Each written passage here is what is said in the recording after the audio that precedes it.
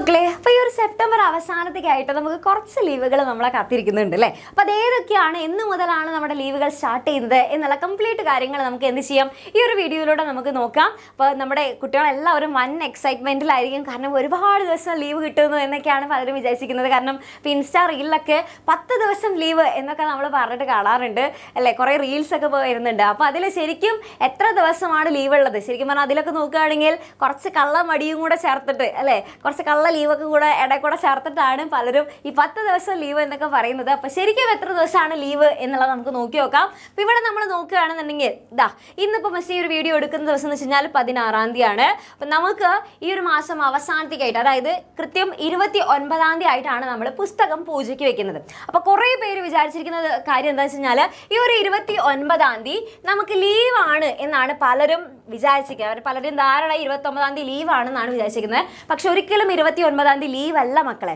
കാരണം എല്ലാ വർഷത്തെയും പോലെ തന്നെ നമ്മൾ ആ ഒരു പൂജ വെക്കാനുള്ള ആ ഒരു ദിവസം നമ്മൾ സ്കൂളിലൊക്കെ പോകുന്നുണ്ടായിരിക്കും. സ്കൂൾ വിട്ട് വന്നതിന് ശേഷം വൈകുന്നേരമായിരിക്കും നമ്മൾ എന്ത് ചെയ്യുക, പുസ്തകം പൂജയ്ക്ക് വെക്കുന്നുണ്ടായിരിക്കും. അപ്പോൾ അതുകൊണ്ട് തന്നെ ഒബ്വിയസ്ലി അന്നത്തെ ദിവസം എന്ത് തന്നെയായിരിക്കും, ഓൾറെഡി നമുക്ക് വർക്കിംഗ് ഡേ തന്നെയായിരിക്കും. ഓക്കെ, അതെല്ലാ വർഷവും അങ്ങനെ തന്നെയാണ്. അപ്പോൾ ഈ ഒരു വർഷം അങ്ങനെ തന്നെയായിരിക്കും. ഓക്കെ, 29-ാം തീയതി വർക്കിംഗ് ഡേ ആണ്. അതിനുശേഷം 30-ാം തീയതിയാണ് എൻ്റെ കുട്ടികൾക്ക് എന്ത് വരുന്നത്, നമുക്ക് ഓൾറെഡി പുസ്തകം പൂജയ്ക്ക് വെച്ചല്ലോ. അപ്പോൾ അതുകൊണ്ട് 30-ാം തീയതി നിങ്ങൾക്ക് എന്ത് തന്നെയായിരിക്കും, 30-ാം തീയതി ലീവായിരിക്കും. ഓക്കെ, 30-ാം തീയതി ലീവാണ്. അതിനുശേഷം നോക്കുകയാണെന്നുണ്ടെങ്കിൽ നമുക്ക് അതിനുശേഷം ഒക്ടോബർ 1-ാം തീയതി നിങ്ങൾക്ക് ഇവിടെ നമ്മൾ നോക്കുകയാണെന്നുണ്ടെങ്കിൽ ഒക്ടോബർ 1-ാം തീയതി മഹാനവമി, അന്നത്തെ ദിവസം നിങ്ങൾക്ക് ലീവായിരിക്കും. അതേപോലെ തന്നെ 2-ാം തീയതി ഗാന്ധി ജയന്തിയും അതേപോലെ തന്നെ വിജയദശമിയുണ്ട്. അപ്പോൾ അതുകൊണ്ട് തന്നെ 2-ാം തീയതി നിങ്ങൾക്ക് ലീവായിരിക്കും. പിന്നെ അതിനുശേഷം 3-ാം തീയതി എൻ്റെ കുട്ടികൾക്ക് ലീവില്ല. അന്നത്തെ ദിവസം കറക്റ്റായിട്ട് വർക്കിംഗ് ഡേ തന്നെയായിരിക്കും. നമ്മൾക്ക് എല്ലാവർക്കും സ്കൂൾ ഉണ്ടായിരിക്കും. പിന്നെ അതേപോലെ തന്നെ 4-ാം തീയതി ശനിയാഴ്ച ബാക്കി എല്ലാവർക്കും ലീവ് തന്നെയായിരിക്കും. പക്ഷേ നമ്മുടെ ഹൈസ്കൂളിൽ എന്ത് തന്നെയായിരിക്കും, പ്രവൃത്തി ദിവസമായിരിക്കും എന്നുള്ളത് ഓൾറെഡി നമ്മുടെ അക്കാഡമിക് കലണ്ടറിൽ ഇവിടെ കൊടുത്തിട്ടുണ്ട്. ഹൈസ്കൂളിൽ പ്രവൃത്തി ദിവസമായിരിക്കും. ഓക്കെ, പിന്നെ അതിനുശേഷം 5-ാം തീയതി സൺഡേ എൻ്റെ കുട്ടികൾക്ക് എന്തായിരിക്കും, ലീവായിരിക്കും. അപ്പോൾ ഇത്രയും ദിവസമാണ് നമുക്ക് വരുന്ന ആ ഒരു ലീവുള്ള ദിവസം എന്ന് പറയുന്നത്. ഇതെല്ലാവർക്കും ക്ലിയർ ആയല്ലോ, സെറ്റാണല്ലോ. അപ്പോൾ നമ്മൾ ഈ ഇൻസ്റ്റയിലൊക്കെ കാണുന്ന ആ ഒരു റീല് അതെങ്ങനെയാണ് വന്നതെന്ന് മിസ് പറഞ്ഞിട്ട് അതിലിങ്ങനെ 10 ദിവസം എന്നൊക്കെ പറയുന്നുണ്ട് അല്ലേ, 10 ദിവസം ലീവ്. അതെങ്ങനെയാണ് വന്നതെന്നുള്ളത് മിസ് അതിൻ്റെ കണക്ക് പറഞ്ഞുതരാം. അപ്പോൾ സംഭവം ഇത്രയുള്ളൂ, അത് കുറച്ച് കള്ളം മടിയൊക്കെ കൂട്ടിയിട്ടാണ് ഈ 10 ദിവസത്തെ ലീവ് വരുന്നത്. ഓക്കെ, അയ്യോ ഒരു മിനിറ്റ് പറ്റേ അതെവിടെ നിന്നാണ് സ്റ്റാർട്ട് ചെയ്യണമെന്ന് വെച്ച് കഴിഞ്ഞാൽ ഈ ഒരു ദിവസം മുതലാണ്, അതായത് 26-ാം തീയതി മുതലാണ് അത് സ്റ്റാർട്ട് ചെയ്യുന്നത്. 26-ാം തീയതി ആ കള്ളമടിയുള്ള ദിവസങ്ങളൊക്കെ മനസ്സിൽ കാണിച്ചു തരാം കേട്ടോ. ഈ ഒരു 26-ാം തീയതി മുതൽ സ്റ്റാർട്ട് ചെയ്യുന്നു. 26-ാം തീയതി എന്തൊക്കെയോ പറഞ്ഞിട്ട് കള്ളമടിയൊക്കെ എടുത്തു എന്ന് വിചാരിക്കുക. പിന്നെ അതിനുശേഷം അപ്പോൾ ഒരു ദിവസമായില്ലേ, ഒന്നായി 27-ാം തീയതി ലീവ്. പിന്നെ അതിനുശേഷം 28-ാം തീയതി ലീവ്. ഓക്കെ, അപ്പോൾ 3-ആയി. ദെൻ 29, 30, 5 ദിവസം ആയല്ലോ. അപ്പോൾ ഈ ഒരു സെപ്റ്റംബറിൽ തന്നെ 5 ദിവസം കിട്ടിയിരിക്കുകയാണ്.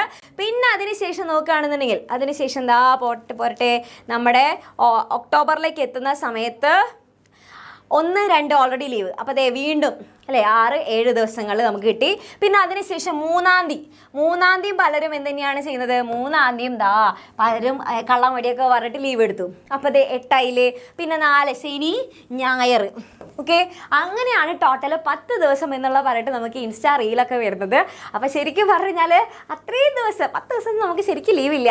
മിസ്സപ്പി കൊടുത്തിട്ടുള്ള ഇത്രയും ദിവസങ്ങളാണ് നമുക്ക് ശരിക്കുള്ള ലീവ് എന്ന് പറയുന്നത്. ഓക്കെ, അപ്പോൾ ഈ ലീവുള്ള ദിവസം എൻ്റെ കുട്ടികളൊക്കെ എന്ത് ചെയ്യുക, കറക്റ്റായിട്ട് തന്നെ ഈ ഒരു ടൈം നന്നായിട്ട് യൂട്ടിലൈസ് ചെയ്യുക, അടിപൊളിയായിട്ട് പഠിക്കുക. കാരണം പുസ്തകം വെച്ചുള്ളവരോടല്ല മിസ് പറയുന്നത്, ഇപ്പോൾ പുസ്തകം വയ്ക്കാത്ത കുറേ ആൾക്കാരൊക്കെ ഉണ്ടാവല്ലോ. അപ്പോൾ അവരൊക്കെ എന്ത് ചെയ്യുക, നന്നായിട്ട് തന്നെ ഈ ദിവസങ്ങൾ ഒരുപാട് ദിവസം കിട്ടുന്നുണ്ട്, നന്നായിട്ട് തന്നെ പഠിക്കുക. ഇനി പുസ്തകം വെക്കുന്നവരാണെന്നുണ്ടെങ്കിൽ ആ പുസ്തകം വെച്ചതിന് ശേഷം എന്ത് ചെയ്യുക, നമുക്ക് കിട്ടുന്ന ഈ ശനിയും ഞായറും ഒക്കെ എന്ത് ചെയ്യുക, കറക്റ്റായിട്ട് തന്നെ പഠിക്കാനായിട്ട് യൂട്ടിലൈസ് ചെയ്യാം. കാരണം നമുക്ക് ഒരുപാട് കാര്യങ്ങൾ പഠിച്ചെടുക്കാനായിട്ട് ഉണ്ട്, കുറേ ഭാഗങ്ങൾ നമുക്ക് പെൻഡിങ് ആയിട്ടുണ്ട്.